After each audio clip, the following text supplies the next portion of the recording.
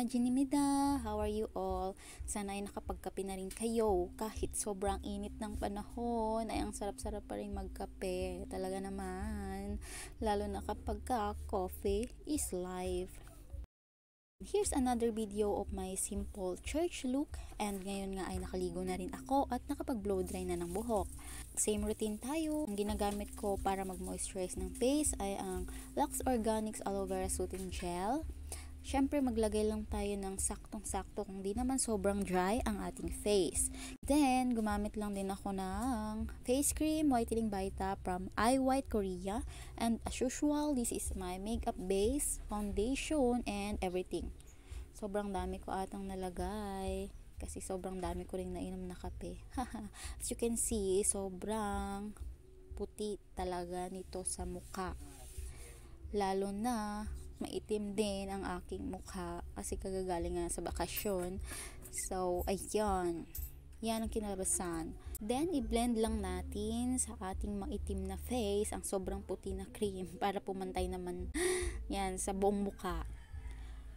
Kasama ng leeg at batok. And then, gumamit lang din ako ng eyebrow na 4Clue Contouring by Swig. Dito talaga ako sobrang nahihirapan sa pagkikilay kasi nga hindi pa ako marunong. As you can see ay ganyan talaga ako magkilay.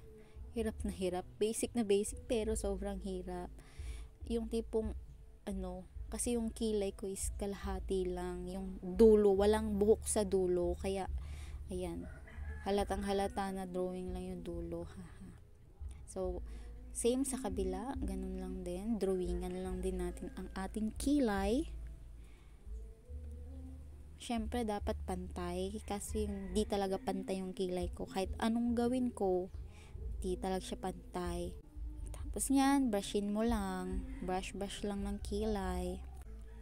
So, pagkatapos mong drawingan ng drawingan, kahit anong gawin mong drawing, hindi talaga siya pantay. And then, gumamit lang ako ng dark brown sa palette ng Careline.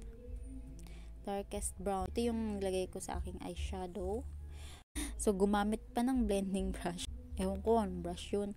At kapag hindi ka nga marunong mag-eyeshadow, ganyan yung kalalabasan. Tapos, gumamit lang din ako ng Diamond Sequins from La Mela para naman medyo shimmery ang ating eyeshadow. Ito talaga yung gusto kong gawin, yung merong glitter sa aking eyeshadow.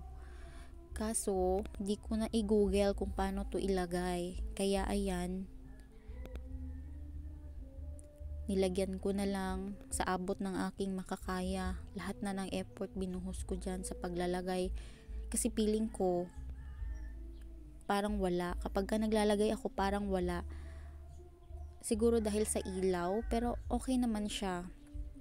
Ayan. And then, gumamit lang ako ng curler.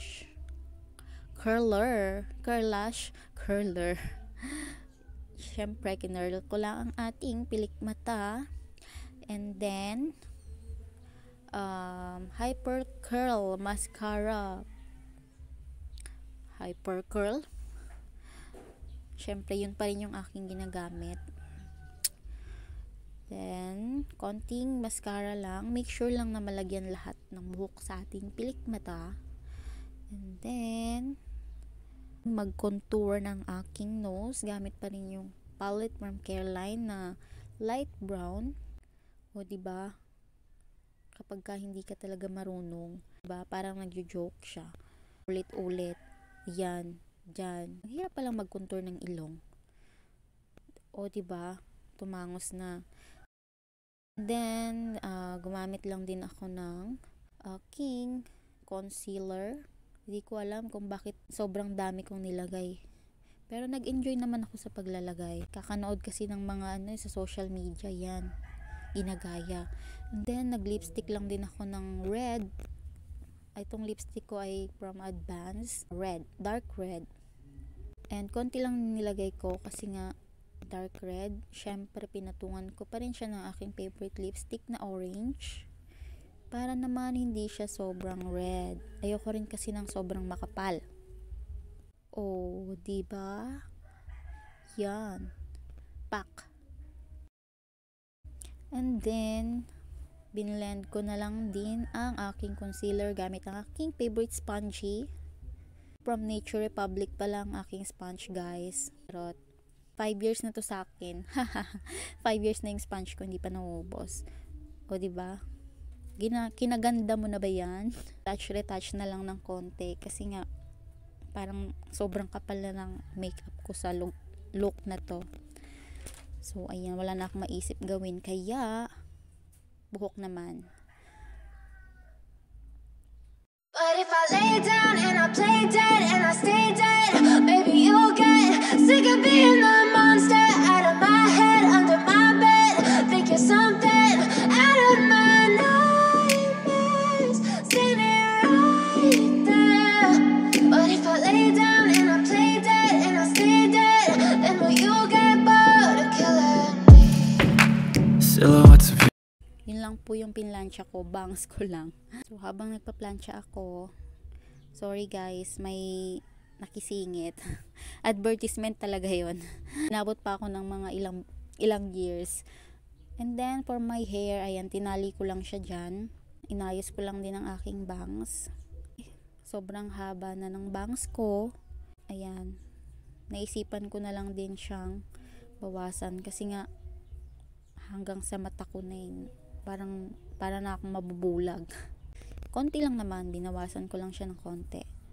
O, diba? Ganyan lang po magbawas ng bangs, parang wala. Pero different na siya from before. Tcharam! Diba? Then, malis na naman ako at I'm back with my earrings and my necklace. For today's look, ito yung aking gagamitin. Dahil nga po ay Santa Cena natin, kaya medyo special ang ating look for today. Kakabit lang ng kwintas, ang tagal-tagal pa. Sintabi na lang po pala sa kilikili ko. Pasensya na. Ganyan na talaga siya eh. Wala na akong magagawa. Lahat na ginawa ko dyan eh. So, ayan na. Bihis na nga po ako. And here's my final look.